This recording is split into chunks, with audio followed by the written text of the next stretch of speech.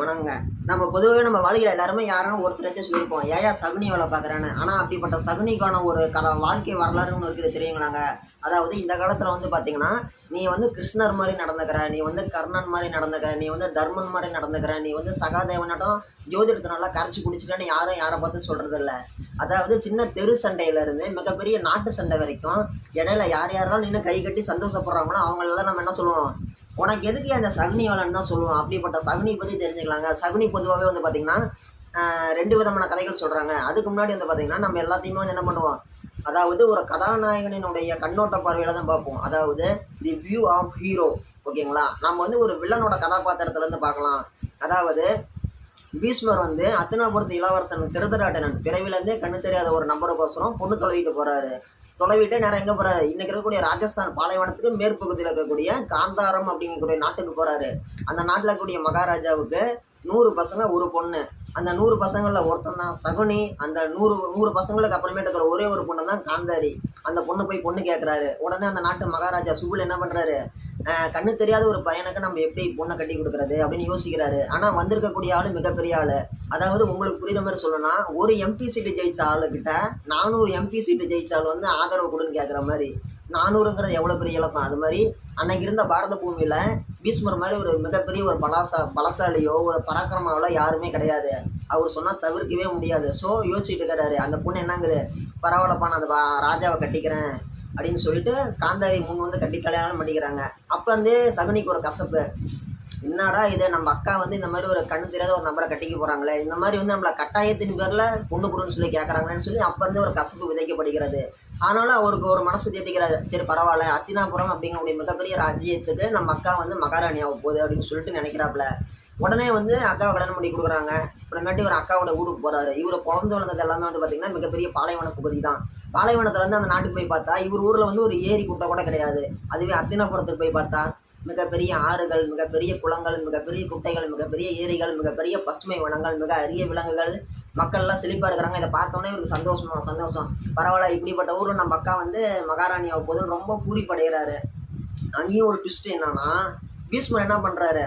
தன்னுடைய அந்த ராஜ்ய பொறுப்பு எல்லாத்தையுமே பாண்டு கிட்ட கொடுக்குறாரு, திருதராஷ்டிரனுடைய தம்பி கிட்ட. இவருக்கு உடனே மனசு விட்டு போயிருச்சு. என்னடா இது, நம்மளுக்கு கொடுக்குற நம்ம அக்கா வந்து அக்கா புருஷன் தான் ராஜாவான்னு பார்த்தா அக்கா புருஷனோட தம்பி ராஜா வரானே. சரி பரவாயில்ல, நம்ம அக்கௌண்ட் பசங்களையாச்சும் ராஜாவாக்கணும் அப்படின்னு சொல்லிட்டு அங்கேயே தங்கிடுறாரு. ஒரு சினிமா தமாசில் எப்படி வடிவேல் அவங்க அக்கா கூடயே இலவச இணைப்பா வந்துடுவார். அந்த மாதிரி வந்து அக்கா கல்யாணம் பண்ணி கொடுத்துட்டு அங்கேயே போய் செட்டில் ஆயிடுறாப்புல சகுனி. அக்கௌண்ட் பசங்க கௌரவர்கள் 100 பேர் பெருசாக வரானுங்க. அந்தாண்ட பாண்டு வீட்டு பசங்க 5 பேர் பாண்டவர்களும் பெரிய ஆளாக வராங்க. அந்த டைமில் வந்து பார்த்தீங்கன்னா, இப்போயாச்சும் நம்ம அக்கௌண்ட்டு பையன் தான் வந்து மகாராஜாவான் அப்படின்னு சொல்லிட்டு சந்தோஷப்படுறாரு. நம்ம அக்கா புருஷனை தான் ராஜாவாக முடியல, அன்னைக்கு நம்ம சின்ன பையன், இன்னைக்கு நம்மளுக்கு எல்லாம் மெச்சூரிட்டி இருக்குது, நம்ம அக்கௌண்ட் பசங்களாம் மகாராஜா ஆக்கணும்னு சொல்லி ரொம்ப ஒரு ஆர்வமாக இருக்கிறாரு. அந்த இடத்துல அவங்க அக்கா புருஷன் ஒரு ட்விஸ்ட் வைக்கிறாப்புல. திருதராட்டின என்ன பண்ணுறாரு? நாட்டை 2ஆக பிரிக்கிறாரு.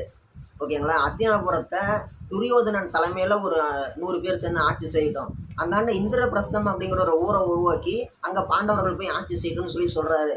இவருக்கு உடனே என்னடா இது, எல்லாமே நம்மளுக்கே வரும், நாமளே தனியாக திங்களான்னு பார்த்தோம், இப்போ வந்து பங்கு பிரிக்கிறாங்கன்னு சொல்லிட்டு வருத்தம் சகுனிக்கும் துரியோதனனுக்கும் அந்த கௌரவர்களுக்கும். உடனே என்ன பண்ணுறாங்க? இந்திரபிரஸ்தம் அப்படிங்கிற பகுதியை கொண்டு போய் பாண்டவர்கள்ட்ட ஒப்படைச்சிட்டு அங்கே வந்து பார்த்தீங்கன்னா பாண்டவர்கள் என்ன பண்ணுறாங்க? ராஜசூய வேள்வி நடத்துகிறாங்க. அதாவது யாகம் நடத்துகிறாங்க, மிகப்பெரிய யாகம். அந்த யாகத்துக்கு வந்து மிகப்பெரிய ராஜாக்கள், சின்ன ராஜாக்கள், அது மட்டும் இல்லாமல் தெய்வங்கள் எல்லாமே நேரில் வந்து ஆசீர்வாதம் பண்ணுறாங்க. இதை பார்த்த உடனே இவங்களுக்குலாம் வயிறுலாம் பற்றி தெரியுது சகுனிக்கும் துரியோதனனுக்கும்.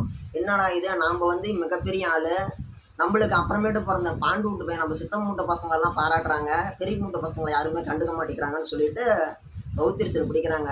அப்போ தான் சகுனி ஆரம்பிக்கிறாரு தன்னுடைய அடுத்த கட்ட நகர்வை. மாப்பிள்ள, நான் சொல்கிற மாதிரி கேளு மாப்பிள்ள, நீ போய் அவனை தாயாடலான்னு கூப்பிடு, சரியா? அவன் தர்மன் ரொம்ப நல்ல பையன் தான், ஆனால் அவனுக்கு வந்து தாயக்கரை ஆடுறதுல ரொம்ப ஆர்வம் அதிகம். நீ போய் ஃபஸ்ட்டு விளையாட்டாக கூப்பிடு, அவனை வந்து உட்கார வைக்கி, அவன் ஃபஸ்ட்டு விளையாட்டாக ஆரம்பிக்கட்டும். என் கையில் இருக்கிற தாயக்கட்டை வந்து பார்த்தீங்கன்னா நான் சொல்கிற நம்பர் தான் உழுவும். நான் 4 போடுன்னு சொன்னால் 4 போடும், ஓகேவா? நான் சொல்கிற மாதிரி நீ கேளு, அவனை கூப்பிட்டு உட்கார வை. ஃபஸ்ட்டு விளையாட்ட ஆரம்பித்து அவன்கிட்ட இருந்து கொஞ்சம் கொஞ்சமாக எல்லாத்தையும் பணையமாக பிடிங்க, நான் ஓன்ட்டே கொடுத்துட்றேன் மாப்பிள்ள, எல்லாமே நம்மளுக்கு தரோம், நாமளே தனியாக திங்கலாம் அப்படின்னு சொல்லிட்டு மாப்பிள்ளையை தூண்டி விட்றாப்புல. துரியோதனனும் போய் தர்மன்கிட்ட கூப்பிட, தர்மன் வந்து உக்காந்த வாட்டி துரியோதனன் ட்விஸ்ட் வைக்கிறாப்புல. என்ன ஆகுறாரு? நான் ஆட மாட்டேன், எனக்கு பதிலாக எங்கள் மாமா ஆடுவார், சகுனி ஆடுவாருன்னு சொல்லி சொல்கிறாரு. சரின்னு சொல்லிட்டு தருமனும் ஒத்துக்கிறாரு. இதெல்லாம் தாயக்கரை ஆடியெல்லாம் தன்னுடைய வீடு, மனை, நாடு, தம்பிங்க, அண்ணன் தம்பிங்க, தன்னோட மனைவி எல்லாத்தையுமே பணையம் வச்சு தர்மம் தோற்று போயிடுறாரு. ஓகே. அதாவது சகுனியை இந்த மாதிரி ஒரு செயலை செய்கிறாருன்னு சொல்லி கேட்டிங்கன்னா, அதுக்கு பின்னாடி ஒரு முக்கியமான ஒரு வரலாற்று கதை சொல்கிறாங்க. என்ன கதைன்னு சொல்லி கேட்டிங்கன்னா, இதெல்லாம் ஆரம்பிச்சு தான் அவங்க அக்காவை பொண்ணு கேட்க போன டைமில் பீஷ்மர் போய் கேட்டவுடனே பொண்ணு தரேன்ட்டாங்க. நீங்கள் போங்க, பொண்ணை நாங்கள் கூப்பிட்டு வரோன்னு சொல்லிட்டு பீஷ்மர் அனுப்பி விட்டுறாங்க. காந்தாரியோட ஜாதகத்தில் 2 கணவன் அப்படிங்கிற ஒரு அமைப்பு இருந்துச்சு, 2 புருஷன் இருக்கிற ஒரு அமைப்பு. என்ன பண்ணுறாங்க, ஃபஸ்ட்டு ஒரு ஆட்டை கல்யாணம் பண்ணிவிங்க, ஆட்டை பலி கொடுத்துடலாம். அப்புறமேட்டு இப்போ திருதராட்டனன் அப்படிங்கிறவருக்கு வந்து ஆயுசு பாதிக்காதுன்னு சொல்லிட்டு அந்த மாதிரி ஃபஸ்ட்டு ஒரு ஆட்டை கல்யாணம் பண்ணி ஒரு சின்னதாக வந்து ஒரு பரிகாரம் செஞ்சுட்டு அந்த பொண்ணை கட்டி கொடுக்குறாங்க. உடனே இந்த விஷயம் வந்து பீஷ்மருக்கு அதுக்கு போயிடுது. அந்த பொண்ணை திருதராட்டனை கல்யாணம் பண்ணி வச்சு வாட்டி, என்னடா இது, அத்தினாபுரம் எவ்வளோ பெரிய ஊர், எங்கள் வீட்டுக்கு வர வேண்டிய மருமக ஒரு ஆட்டை கல்யாணம் பண்ணுறதான்னு சொல்லிட்டு அந்த பொண்ணுக்கு தெரியாமல் நேராக காந்தாரத்துக்கு வராரு. வந்து பார்த்தா அங்கே 100 அண்ணன் தம்பிங்க, அந்த நாட்டு மகாராஜாலாம் தூக்கிட்டு போய் ஒரு பெரிய ஜெயிலில் போட்டு, இங்கே பாருங்கப்பா, உங்களுக்கு ஒரு ஆள் சோறு தான் கொடுப்பேன், மீதி 100 பேரை அடிச்சிட்டு சாவுங்க, மீதி இருக்கிற ஒருத்தனை கூட்டிப்பா நான் என் கூட வச்சுக்கிறேன் அப்படின்னு சொல்லிட்டு வந்துடுறாரு. இவர் என்ன நினைச்சாரு பீஷ்மர், நம்மளை ஏமாத்தினவனுங்க அடிச்சுட்டு சாகணும் அப்படின்னு சொல்லி இவர் நினைக்கிறாரு பீஷ்மர். நாட்டுக்கு வந்துடுறாரு. ஆனால் அங்கே இருக்கக்கூடிய அந்த 100 அண்ணன் தம்பிங்க என்ன பண்ணுறாங்க, அவங்க அப்பா சொல்கிறாரு, ஏன்னா இந்த ஒரு ஆள் சோத்துக்கு நம்ம அடிச்சுட்டுலாம் சாக முடியாது, யாருக்கு எந்த பிரயோஜனமும் இல்லை, நம்மளில் ஒருத்தர் இந்த சோறு தின்னுட்டு உயிரோடு இருக்கட்டும், நம்மளுக்கோசரம் அவன் போய் பழி வாங்கட்டும், மீதியெல்லாம் நம்ம சாகணும்னு சொல்லிட்டு அந்த ஒரு மாதிரி ஒரு முடிவு எடுக்கிறாங்க.